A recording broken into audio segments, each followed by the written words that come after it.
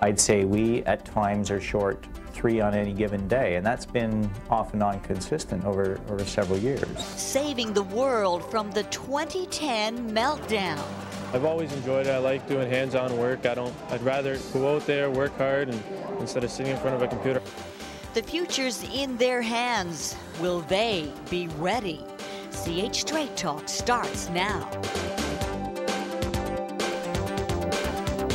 Hello, I'm Connie Smith, and welcome to CH Straight Talk. Do you ever think about the future? I mean, beyond next month's mortgage payment or that retirement date somewhere off on that foggy, distant horizon? Well, in grade 5, I won a public speaking contest, pondering the question, I wonder what would happen if I woke up one morning and found myself living 100 years from now. Well, I haven't seen any flying saucers yet, but such things may well be on the minds of close to 1,000 people from all over the world who think a lot about the future and are gathering in Toronto this weekend. It's the annual World Future 2006 conference hosted by the World Future Society. Founded back in 1966, it has 25,000 members in more than 80 countries around the world. Its members include Gene Roddenberry, the genius behind Star Trek, and my guest this week. This next half hour is all about what you could call the foundation of the future workforce, that is. The world is facing the same crisis from Asia to the Americas, from Hong Kong to here in Hamilton. Baby boomers are retiring, and there are not going to be enough people properly trained to replace them. It's a phenomenon and a paradox that's been the focus of study for this particular historian, writer, researcher, speaker, and consultant for the past 3 decades. He is president of Imperial Consulting of Chicago and Palm Desert, California. Edward Gordon's clients range from Fortune 500 companies to government agencies and universities. He has written some 16 books, had more than 200 articles published.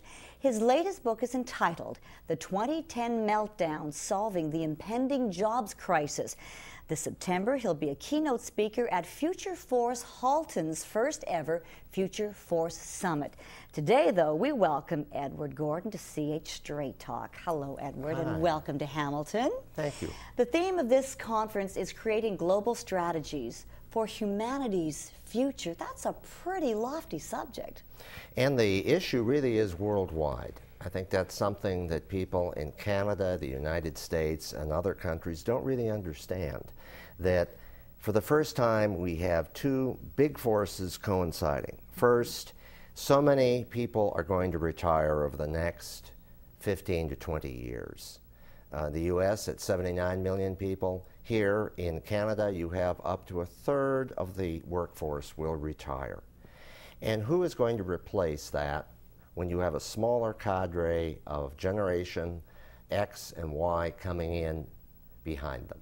So 2010 is what, the critical year in your mind? That's when the first baby boomers really start to retire.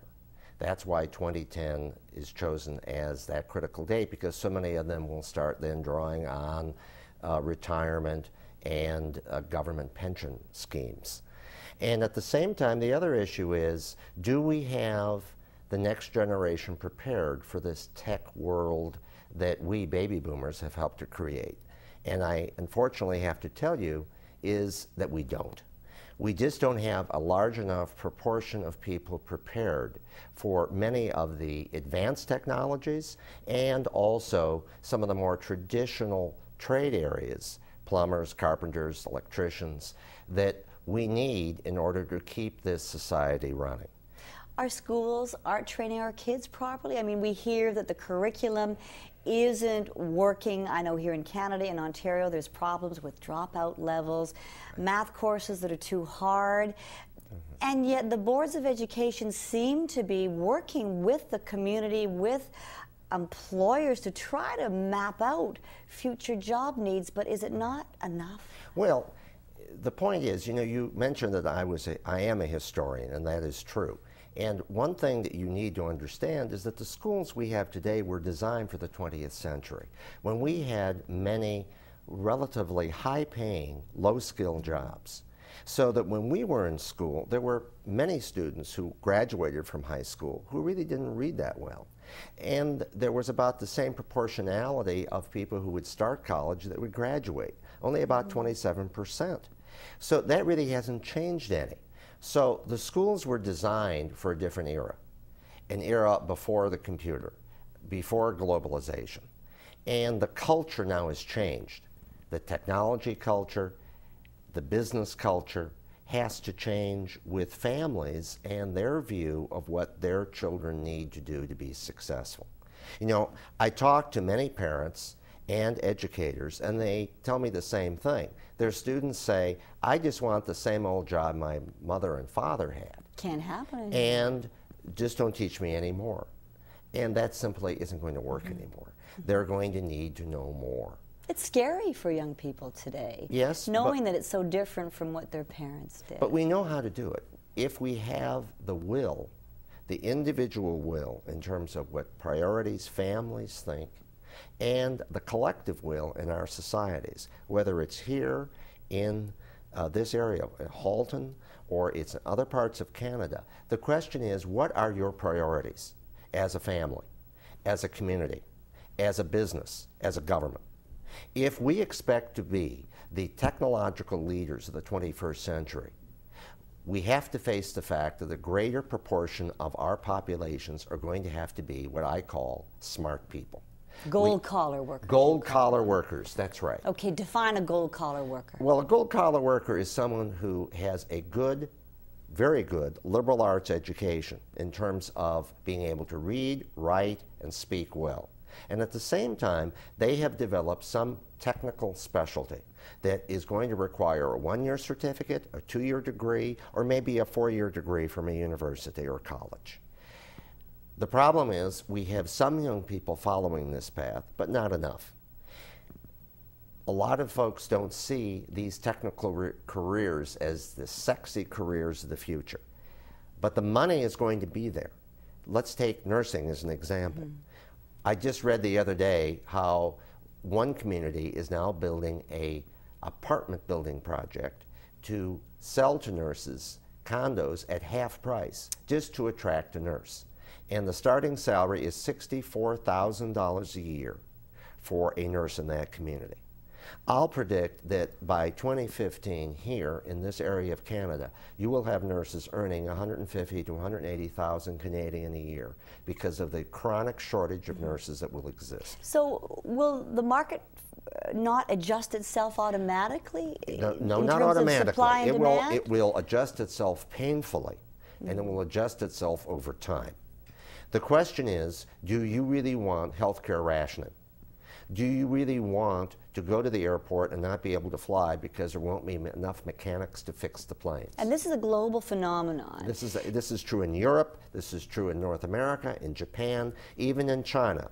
By 2015, the one-child policy will start these same shortages. Now, before we start fear-mongering here, and we are going to follow up with some strategies that are working, what is at stake globally?